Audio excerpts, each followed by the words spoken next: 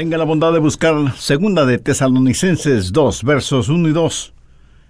Pero con respecto a la venida de nuestro Señor Jesucristo y nuestra reunión con Él, os rogamos, hermanos, que no dejéis mover fácilmente de vuestro modo de pensar, ni os conturbéis ni por espíritu, ni por palabra, ni por carta como si fuera nuestra, en el sentido de que el día del Señor está cerca. Hace años leí de un hombre que siempre había querido comprar un barómetro, y por fin pudo comprarlo.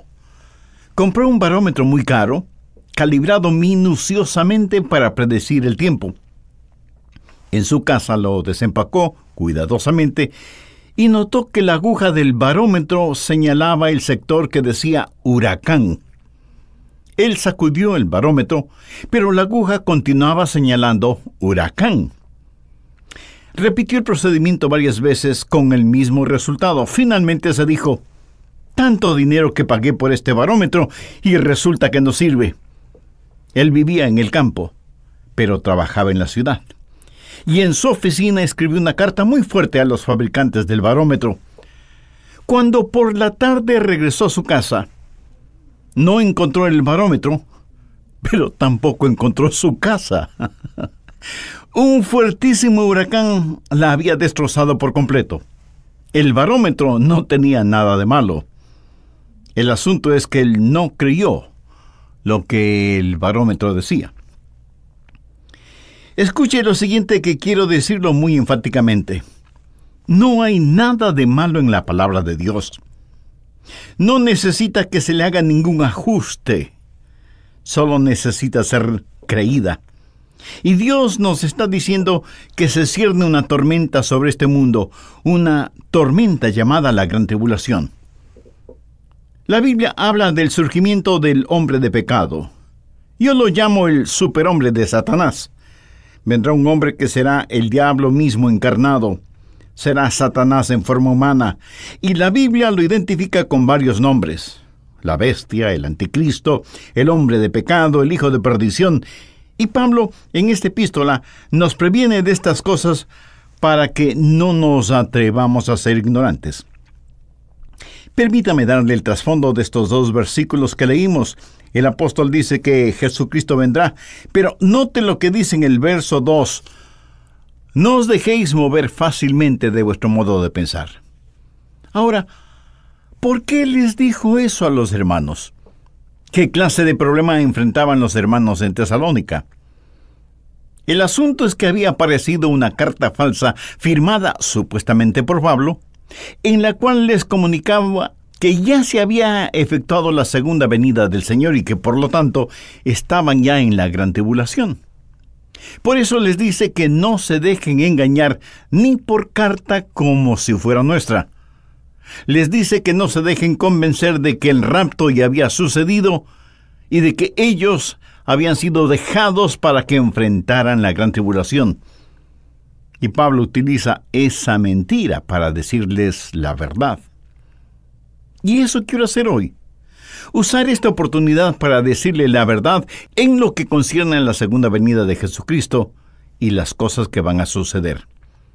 De este pasaje bíblico hay 6 temas que quiero compartir con usted. Primero, la mofa de Dios es relatada. Veamos desde el verso 3.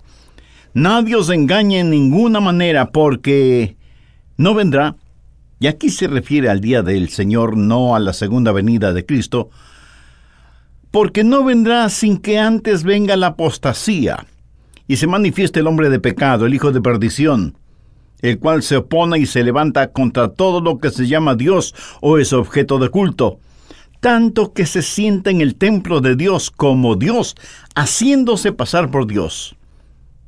¿No os acordáis que cuando yo estaba todavía con vosotros, os decía esto? Satanás siempre ha sido un imitador de Dios. La más consumidora ambición de Satanás ha sido ser como el Altísimo. Por eso, si Dios tiene su Cristo, Satanás tiene su anticristo. ¿Sabía que el apóstol Juan es el único que utiliza esa expresión? El prefijo anti significa 2 cosas. Primera, estar en contra de alguien o de algo, y segunda, estar en lugar de. Él está en contra de Cristo y quiere presentarse en lugar de Cristo. Cuando Jesús estuvo aquí en la tierra, dijo: el que me ha visto a mí, ha visto al Padre. Y en su tiempo, el anticristo también dirá: el que me ha visto a mi Padre. La diferencia es que el padre del anticristo será el mismo Satanás. El anticristo será Satanás encarnado. El diablo siempre ha querido la adoración de los hombres sin ningún disfraz. ¿Qué es lo que va a hacer al respecto? Veamos el verso 4. El cual se opone y se levanta contra todo lo que se llama Dios o es objeto de culto, tanto que se sienta en el templo de Dios como Dios, haciéndose pasar por Dios. El verso 4 dice que el anticristo se sentará en el templo de Dios, proclamando que Él es Dios. Y alguien me preguntará: pastor, ¿puede Él hacer eso? Porque no hay templo, ya que fue destruido en el año 70 después de Cristo. Sí, tiene razón. Pero yo creo que el templo será reconstruido poco tiempo después del rapto de la iglesia. Recuerde que durante un periodo de 3 años y medio el anticristo estará influenciando a la humanidad. Hará un pacto con la nación de Israel y pondrá todos los recursos mundiales para reconstruir el magnífico templo, ganándose la admiración, cariño y respaldo de los judíos. De paso, le diré que los judíos quieren reconstruir el templo. En un periódico de Israel leí un artículo que lo voy a citar en parte. Dice: en el Ministerio de Religión se presentó un documento relacionado con la reconstrucción del templo, en el cual hay propuestas de todo el mundo que han sido recibidas. Activistas religiosos están porque se reconstruya el templo lo más rápido posible. Otros se oponen a que sea de inmediato, pero todos están de acuerdo en la reconstrucción del templo. Hasta aquí una parte de lo que el periódico informó. Hace algún tiempo, durante una ceremonia oficial, el ministro de Religión israelí vio el modelo de un candelabro de 7 brazos diseñado por un artista inmigrante. La única cosa que detiene su elaboración es que requiere casi 100 libras de oro. Note una frase muy especial en el verso 3. Y se manifiesta el hombre de pecado. Él puede ya existir, pero aún no se ha manifestado. Está esperando el momento apropiado para hacerlo. Y la mayor burla o mofa hacia Dios será cuando el hombre de pecado se siente en el templo de Dios, haciéndose pasar por Dios. Segundo, el misterio de iniquidad será restringido. Veamos el verso 6. Y ahora vosotros sabéis lo que lo detiene, a fin de que a su debido tiempo se manifieste. Hay algo que está deteniendo, restringiendo a este anticristo. Note lo que dice el verso 7. Porque ya está en acción el misterio de la iniquidad. Solo que hay quien al presente lo detiene hasta que él, a su vez, sea quitado de en medio.